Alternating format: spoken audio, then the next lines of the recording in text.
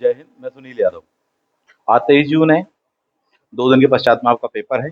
अब आपके पास में सिर्फ आप आज का दिन और कल का दिन बचा हुआ है। 25 तारीख को तो एग्जाम ही है दोपहर में 12 बजे से। हालांकि 25 की सुबह भी आपके पास में बची हुई है।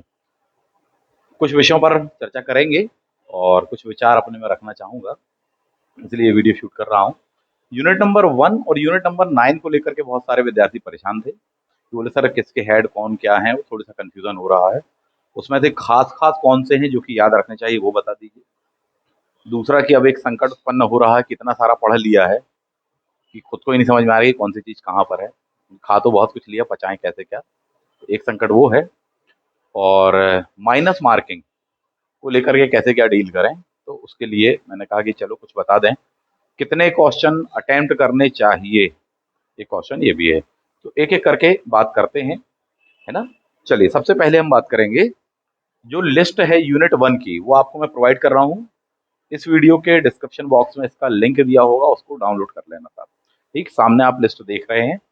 सभी पर तो नहीं, पर कुछ खास मैं आपको बता देता हूँ, कुछ टेक्निक्स बता देता हूँ, उनको ध्यान रखना, उन पर क्वेश्चन आने की संभावना है। यूनिट नंबर 1 है ना। यूजीसी कब क्या स्टैब्लिश हुआ पता है अपन को।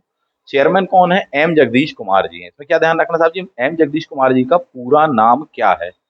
मामडिला जगदीश कुमार, प्रोफेसर मामडिला जगदीश कुमार। तो एम जगदीश कुमार अपन शॉर्ट में याद रखते हैं, वो थोड़ी सा देख लीजिए। ठीक। वाइस चेयरमैन प्राय नहीं पूछे जाएंगे, फिर भी आप चाहें तो पढ़ सकते हैं, बट नहीं पूछे जाएंगे। नेक, NAAC, नेक 94 में बना। कहाँ मुख्यालय, बोले बेंगलुरु। डायरेक्टर कौन है, SC शर्मा सर हैं। कुछ विद्यार्थी कहते हैं नहीं सर हमको एम जगदीश कुमार मिला कहीं पर, कहीं पर तो सर हमको प्रोफेसर अनिल दत्तात्रेय सहस्त्रबुद्धे जी मिला हुआ है। ठीक है, आपको सही मिला हुआ है। डायरेक्टर SC शर्मा सर हैं। जनरल काउंसिल और जो आपकी एग्जीक्यूटिव काउंसिल होती है, जिसको अपन EC बोलते हैं, ये दो बॉडीज के माध्यम से काम करती है, NAAC। जनरल काउंसिल के कभी भी जो चेयरमैन होते हैं, प्रेसिडेंट होते हैं, वो हमेशा UGC के चेयरमैन ही होते हैं। किस चीज के, NAC की, जनरल काउंसिल के। जबकि एग्जीक्यूटिव काउंसिल के चेयरमैन शासन के द्वारा, भारत सरकार के द्वारा नियुक्त किए जाते हैं। कौन है, AD सहस्त्रबुद्धे, अनिल दत्तात्रेय सहस्त्रबुद्धे। जबकि ओवरऑल NAC के लिए कहा जाए, सर डायरेक्टर कौन है। यहाँ प्रेसिडेंट लिखा हुआ है आपको, आप देखें, यहाँ चेयरमैन लिखा हुआ है, यहाँ पर डायरेक्टर लिखा हुआ है। तीनों शब्दों में अंतर है। इंग्लिश वर्जन जरूर देख लेना क्वेश्चन का, आपको आसानी रहने वाली है। डायरेक्टर SC शर्मा सर हैं। ठीक है। नेक, एक और सेम यही नाम आप पढ़ेंगे, Suresh Chandra Sharma sir. NMC, national medical commission, 2019 में बना हुआ। अगस्त में भारत सरकार की घोषणा थी। एक डेट वो कहलाती है 8 अगस्त वाली। दूसरी एक और 2020 की डेट मिली है। बोले सर 2020 में बना हुआ है। 2020 में MCI को भंग किया गया है तथा उसकी शक्तियां उठा करके NMC को दी गई है, ये उस बात का मतलब है। और अब NMC पुराने वाले 1934 वाले मेडिकल काउंसिल ऑफ इंडिया की पूरी शक्तियों को ग्रहण करके सारे वही काम लगभग करने वाले अपडेटेड फॉर्म में जो पहले वो संस्था करती थी। तो इसमें 2019 में पहली बार सरकार ने इसको गठित किया, जबकि इसको शक्तियां कब दी MCI की, वो 2020 है।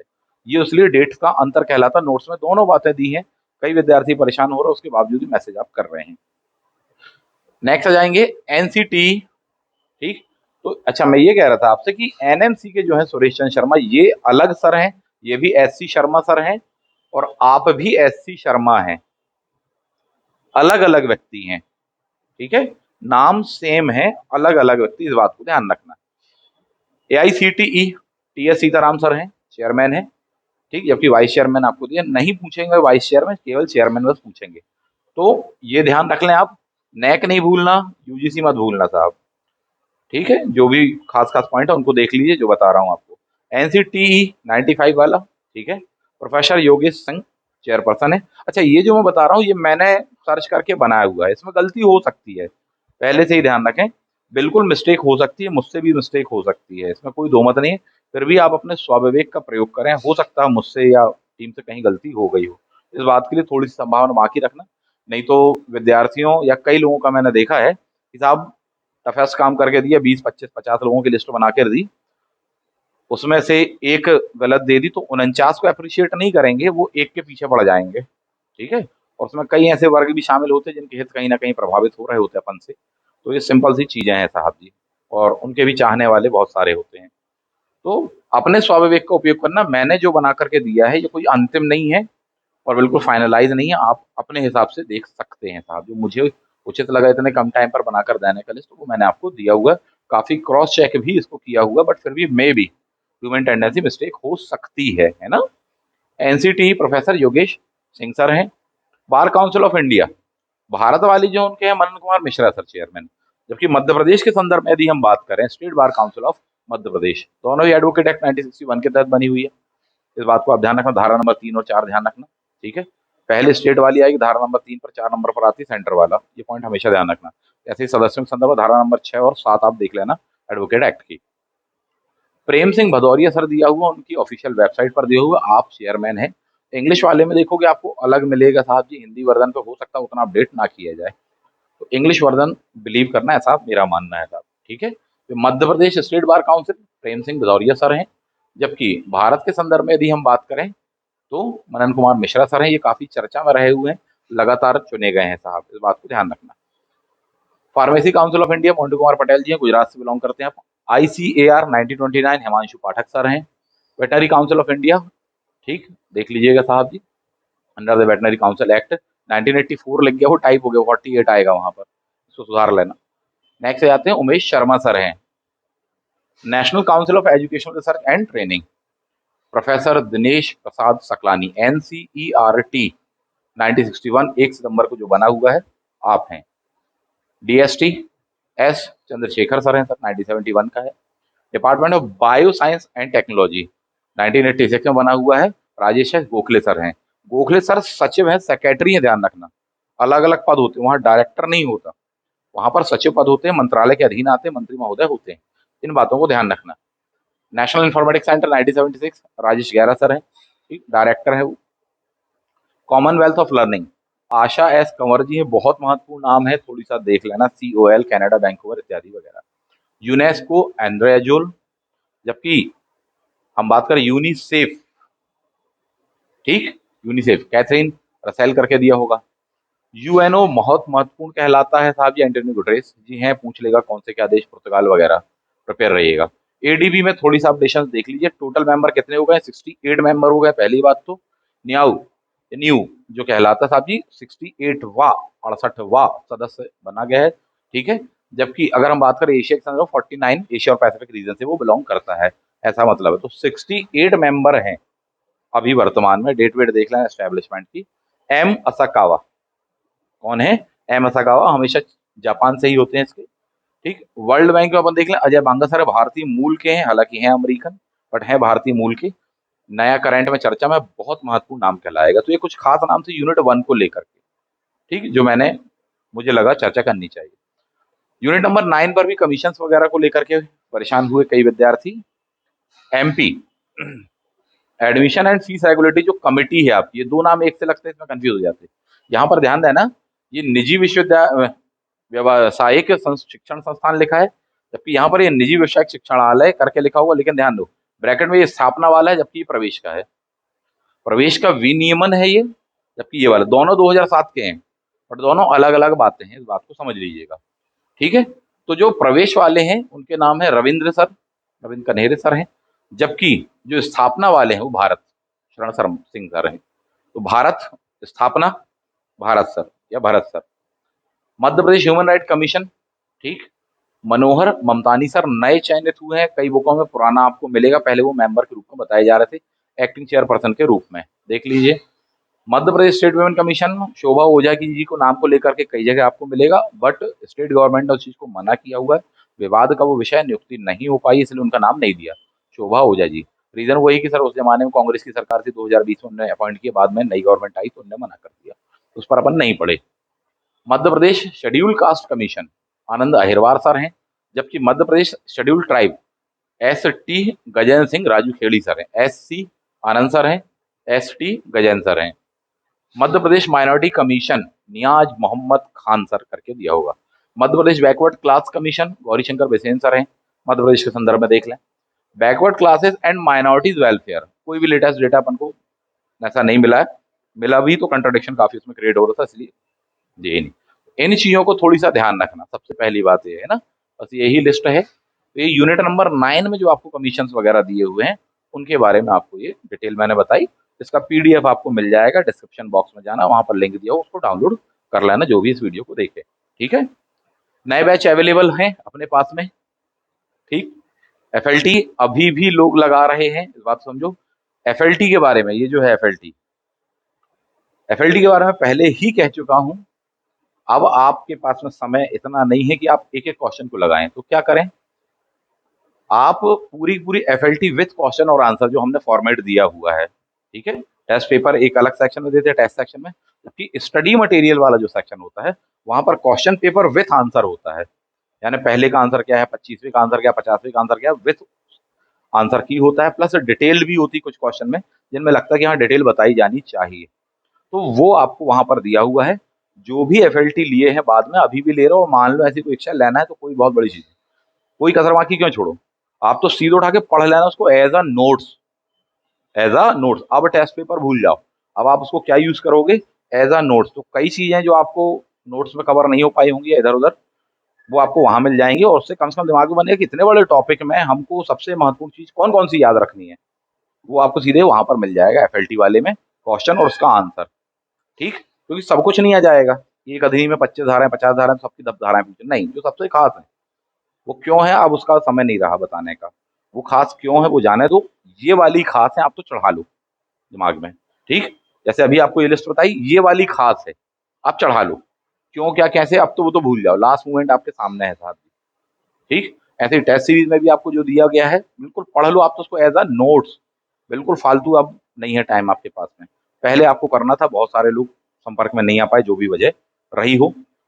हालांकि आज भी लोगों ने एफएलटी परचेज की है और उसको पढ़ रहे हैं और उसका क्वेश्चन भी पूछे उन्होंने।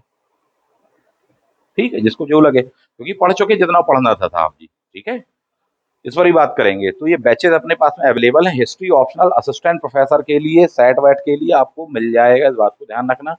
एमपीपीएससी और आईएएस का बैच, आईएएस का बैच मैं पढ़ाने वाला हूँ, पीएससी वाले बैच में एक लेक्चर मैं लेने वाला हूँ साहब। ठीक है, चलिए, तो एक चीज ये थी, एक और पर चर्चा करना चाहेंगे आपसे, एक और विषय वस्तु है, उस पर भी अपन बात कर लेते हैं। कुछ क्वेश्चंस को लेकर के डाउट है दिमाग में। कुछ विद्यार्थियों ने पूछा कि सर ये चीज समझ में नहीं आ पाई उतने अच्छे से। ठीक है, और उसी के साथ में एक जुड़ा हुआ क्वेश्चन ये है कि सर कितने अटेम्प्ट करें, क्वेश्चन कितने अटेम्प्ट करें कि सर हो जाए अपना। ये देख पा रहे हैं आप क्वेश्चन, ये आपको सामने दिया हुआ है। देखो भाई, सबसे पहली चीज, कितने अटेम्प्ट करें और कैसे अटेम्प्ट करें, नो डाउट वो महत्वपूर्ण विषय वस्तु है। दोनों पर एक एक करके बात करिए। कितने अटेम्प्ट करें, माइनस मार्केंगे तो कितने रिस्क लें अथवा ना लें। सबसे पहला पॉइंट, जब तक आप क्वेश्चन पेपर नहीं देखेंगे आप नहीं बता सकते कि कितने अटेम्प्ट करना चाहिए आपको पेपर में। इजी पेपर है तो बिल्कुल आप 140 145 अटेम्प्ट करिए, कोई दिक्कत नहीं है। लग रहा है कि नहीं साहब घुमावदार पेपर है, ट्रिकी पेपर है, कई क्वेश्चन को ऑप्शंस को घुमाया गया है, आंसर गलत भी हो सकता है, तो थोड़ी सा रुकें, कम अटेम्प्ट करिएगा। ठीक है, और इसके बाद में जो बात आती है, इस टाइप से क्वेश्चन मान लीजिए दिया हुआ है, ये क्वेश्चन लेंदी क्वेश्चन कहलाता है अपने आप में, इनको कैसे क्या बनाते हैं वो भी बता देता हूँ। तो पहला पॉइंट, जब तक आप पेपर को पूरा देख नहीं लें आपकी रेंज में कितना आ रहा है, तब तक आप डिसाइड नहीं कर सकते कि कितने अटेम्प्ट करना है, कि पहले घर से अपन सोच के जाएं 140 लगा के आएंगे, बिल्कुल गलत तरीका है। तो सही तरीका क्या है, मेरा तरीका ये होता कि मैं जाता सबसे पहले पेपर को देखता, जैसे ही पेपर मिलता 5 से 10 मिनट में सबसे पहले मैं पेपर को देखता, किस लेवल पर आया है, इजी पेपर आया है, टफेस्ट पेपर आया है, मिड आया है, मैं इसको देखता। क्वेश्चन को छांटता कि साहब 150 क्वेश्चनों में से 50 प्लस 100 है ना, 50 पार्ट ए के, 100 पार्ट बी के, मैं उसमें देखता कि नहीं साहब पार्ट ए वाले में तो मुझे लगता है कि 42 से 45 क्वेश्चन आसान है, मैं पूरे अटेम्प्ट करता उसको, आपको बताऊं।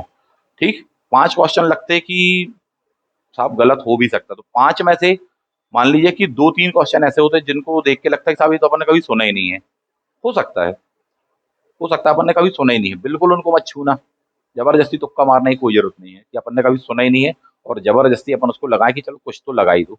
45 तो लगा ही दिए, 44 तो लगा ही दिए, 44 तो लगा ही दिए हैं, तो ये भी लगा ही दो, क्यों छोड़ो, ऐसा बिल्कुल नहीं करना। फिर भी बोले नहीं सर, दिल है कि मानता नहीं, रिस्क तो लेना ही है, तुक्का खेलने का शौक है, आदत में आ चुका है वो तो आप तुक्का खेलना 10%, क्या 10% से ज्यादा आपको रिस्क नहीं खेलना चाहिए।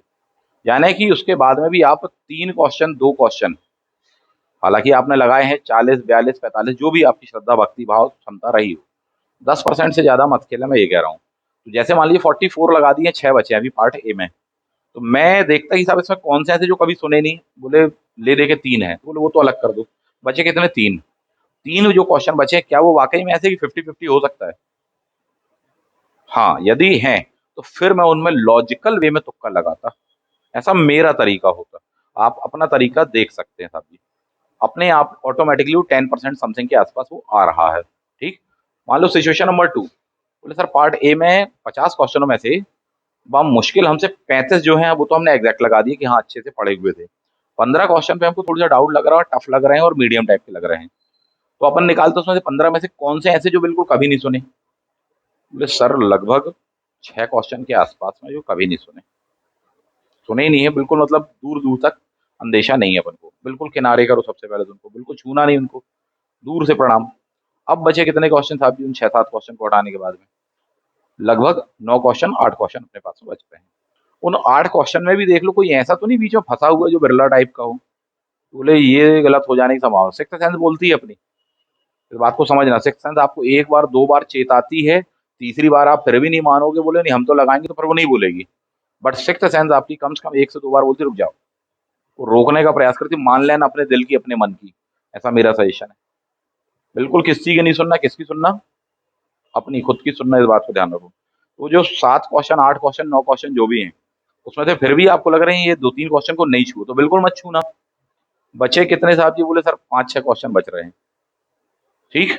आप देख लो उन 5-6 क्वेश्चन में से सेफ तुक्का कहाँ खेल सकते हो आप। तो लगता है 5 पे खेल सकते हैं तो 5 लगाना, 6 पे खेल सकते हैं 6 लगाना, 4 पे लग रहा है तो आप 4 लगाना, बिल्कुल नहीं पालना। क्यों? क्योंकि आपने काफी पेपर बना दिया है पार्ट ए का, अभी पार्ट बी भी बाकी है।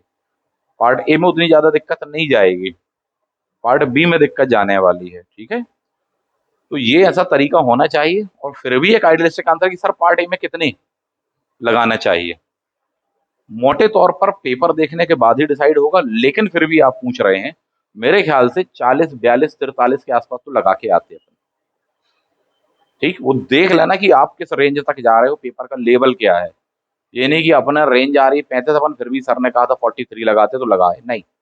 पेपर टफेस्ट है तो उसका सम्मान करना सीखो, इज्जत करना सीखो, जिन लोगों ने उसको बनाया वो बच्चे नहीं है साहब, वो हमारी जितनी उम्र है उतना उनका जीवन का एक्सपीरियंस है, तो उन्होंने कुछ सोच समझ के वहां पर ट्रिकी मेथड पे बनाया होगा, तो रुकना थोड़ी सा अपने आप को, जल्दबाजी नहीं करना, क्योंकि एक ढलान की तरह होता माइनस मार्किंग का पेपर, एक बार जो आप लुढ़कना पैदल चलना उस पर चालू किए तो फिर कदम आपके तेज हो जाएंगे, और फिर धड़ाम के पश्चात में ही रुकते हैं पैर, फिर नहीं रुकेंगे, इस बात का विशेष ध्यान रखना।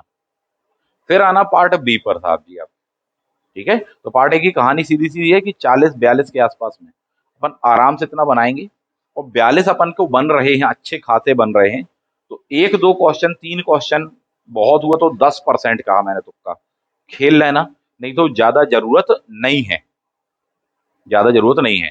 तुक्का भी उसमें खेलना जहां पर 50-50 पहली बात तो चांसेस हो, और उसके बाद में भी लगे कि नहीं 50-50 वाले क्वेश्चन ये 6 तो हैं, लेकिन इन 6 क्वेश्चनों में से लगता है 3 क्वेश्चनों पे या 4 क्वेश्चन पे कि 75% चांसेस मेरे हैं कि मेरा सही होगा, वहां खेल जाना लाजमी है, लॉजिकल है, बिल्कुल कोई दिक्कत नहीं है उसमें, उनको सबसे पहले करना, और फिर उसके पश्चात अपने फिर क्वेश्चन गिनना मैंने कितने अटेम्प्ट कर लिए।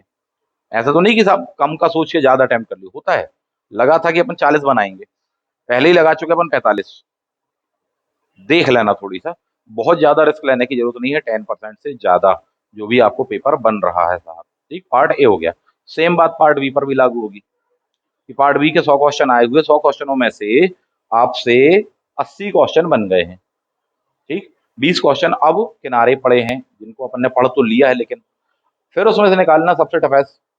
बोले 20 क्वेश्चनों में से 8 क्वेश्चन तो ऐसे हैं सर कि जो बिल्कुल ही गलती से भी नहीं सुने, मत छूना, बहुत घुमावदार लग रहा है, बिल्कुल मत छूना, इतना बड़ा बड़ा क्वेश्चन लग रहा है, बिल्कुल मत छूना उन 8 क्वेश्चन को, बच्चे कितने 12, उन 12 पर खेलना, और 12 के 12 मत लगा देना। उसमें से भी देखना है कि 50-50 वाले ये हैं, 75-25 वाले ये हैं, यानी 75% चांसेस लग रहा है कि नहीं ये सही होगा अपना, उस पर खेलना साहब जी। तो पहली प्रायोरिटी 75 वाली को देना, और फिर उसके बाद में भी लगे कि नहीं अभी भी कम है और लगाने का मन है, तो थोड़ी सा धैर्य के साथ में बनाना उसको, 1 2 3 क्वेश्चन आप लगाना, ऐसे रुक रुक के। कोई जरूरी नहीं कि आप पूरे अटेम्प्ट करके आए तभी सिलेक्शन हो, बिल्कुल जरूरी नहीं है आप कम अटेम्प्ट करके आएंगे तभी आपका सिलेक्शन हो सकता है। क्यों? क्योंकि मैक्सिमम लोग जो गलती करने वाले हैं, जो फिसलने वाले हैं, वो यही है कि उनको लगेगा कि यार पेपर, मान लो मेरा जो मानना है, पेपर आया मिड रेंज का, ना इजी ना टफेस्ट, मान लीजिए मिड रेंज का आया। मिड रेंज का पेपर का मतलब है कि 150 क्वेश्चनों में से अपन को लगभग 125 क्वेश्चन बन रहे हैं, 120 125 क्वेश्चन बन रहे हैं, अच्छे खासे बन रहे हैं, तो आपको ज्यादा रिस्क खेलने की जरूरत ही नहीं है। वो जो बाकी सेक्शन टफ वाला है, बहुत ज्यादा रिस्क लेने की जरूरत आपको नहीं है। कई बार माइनस मार्किंग में वो रिस्क के चक्कर में विद्यार्थी बाहर हो जाते हैं, फेल हो जाते हैं। ऐसा ही आईएएस में भी करते हैं, आईएएस प्रीलिम्स परीक्षा में, ऐसा ही अन्य माइनस मार्किंग के एग्जाम में करते हैं। तो जब आप इतने सेफ जोन पे आ गए हैं, 125, और लग रहा है कि नहीं बहुत ज्यादा नहीं, तो ठीक है, आप अपना देख लीजिए 10%, और बल्कि 10% से कम, उतने पर ही खेलना। लग रहा है कि नहीं ये तो रेंज के बाहर, या 50-50 है, या ऐसा लग रहा है कि गलत ही हो सकता है अपना, तो बिल्कुल मत लगाना जबरदस्ती। ये तो कर रहे नहीं कि लगा तो दो ही, ठीक। 125 130 क्वेश्चन बहुत होंगे सिलेक्शन के लिए, इस बात को आप समझिए। बाकी सारी बातें निर्धारित होंगी पेपर किस लेवल का आया हुआ है। दूसरा, इस बात पर ब्रेक लगाना, वहां पर शुरुआत में एग्जामिनेशन हॉल में हर किसी को पेपर बड़ा आसान सा लगता है, हर किसी को लगता है, बोला अपना तो पेपर ऐसा है कि अपने 150 में से कम 140 तो सही होंगे, ऐसा नहीं होता। वो लुभा रहा होता, आपको ललचा रहा होता साथी, ऐसा होता नहीं है, ठीक। तो थोड़ी सा आराम से, कई बार लगता है यार मुझसे बन गए 135 बन रहे हैं, 130 बन गए हैं, सभी से बन गए होंगे, कुछ और एक्स्ट्रा लगा दे, बिल्कुल नहीं करना, बिल्कुल नहीं करना साहब। वहां वो लुभा रहा, आपको ललचा रहा, ट्रैप कर देगा आपको। आपके अच्छे खासे जो बने हैं 125 130 क्वेश्चन के, 135 क्वेश्चन के जो नंबर मिले हैं आपको, अनावश्यक तुक्का खेलने पर आपके नंबर कट जाएंगे। यदि आपके 135 क्वेश्चन है और आपका एक काम करो, लगे हाथ 15 ही तो बचे, लगा तो दो यार। नहीं, 15 अगर वो गलत हो गए तो आपको 3 के भाव से, मान को चलो कि कितना कटे, एक एक के भाव से 15 नंबर कट गए, यानी 135 क्वेश्चन के आपके बचे 130 ही। तो गंवाने की क्या जरूरत है? जब आप एक बार वहां पर पर्याप्त मात्रा बना चुके हैं, जीत चुके हैं, तो फिर दोबारा दाव लगाने की जरूरत नहीं है, इस बात को समझना। ये चीजें करिएगा साहब, क्लियर है? ऐसा मेरा सजेशन है। तो कई बार लगता है कि हाँ आसान है आसान है, वो आसान होता नहीं, वो ट्रैप कर रहा होता है। जरा भी ट्रिकी लगे तो थोड़ी सा रुक जाना। दूसरी बात, सबसे महत्वपूर्ण, हर क्वेश्चन पूरा पढ़ना, पूरे ऑप्शन पढ़ना। ये नहीं कि बोले बहुत ही आसान है, ऑप्शन ए बस पढ़ा और निकल गए, बिल्कुल नहीं, बिल्कुल नहीं करना ये काम। पहला पढ़ा और निकल गए साथी, बोले हाँ लगा दो ए, पूरे ऑप्शन पढ़ना, आराम से ठंडे दिमाग से एक समझदार व्यक्ति की तरह विचार करना। ये नहीं करना कि ऑप्शन ए पढ़ा बोले ये सही लगा दो, गलती से भी गलती ऐसी वाली नहीं करना। दूसरा पॉइंट, कि पढ़ने के बाद में क्वेश्चन अपन को ज्यादा समझ में नहीं आया मान लो, एक बार उसका इंग्लिश वर्जन जरूर देख लेना। इंग्लिश मीडियम वाले तो हिंदी वर्जन जरूर देख लेना, कैसे तो नहीं कुछ घुमा रहा होता। तीसरा पॉइंट, कि पढ़ने के बाद में भी अपन को उसमें लग रहा है साहब की बहुत ट्रिकी है, तो उसको नहीं बनाना, तुरंत उसको स्किप कर देना। पेजेज अपना मोड़ लेना हार्ड कॉपी में, उसको मार्कर बना लेना क्वेश्चन पे, उसको स्किप कर देना, पहले बाकी पेपर बनाना। ये टेक्निक नहीं अपनाना कि 1 लगाया 2 लगाया, क्वेश्चन नंबर 3 4 5 होते हम तो पूरे ही बनाते हैं 1 नंबर से, ऐसा कुछ नहीं करना। तो इन बातों का ध्यान रखना साहब जी, स्किप करना और उनको अलग लिखते जाना, बैक साइड के पेज में कौन कौन से क्वेश्चन नंबर स्किप करे फटाफट, या पेज मोड़ से जाना, कोई सी भी टेक्निक अपना लेना अपनी, लास्ट में विचार करेंगे उस पर। घड़ी वड़ी मिलाते रहना साहब जी, कितना क्या टाइम बचा हुआ पेपर सॉल्व करने में, इस टाइप से अपनाना। सेकंड राउंड पे उनको बनाना, तुरंत में बिल्कुल नहीं बनाना, इस बात का विशेष ध्यान रखना, ठीक। कई बार हो जाती है गलतियां।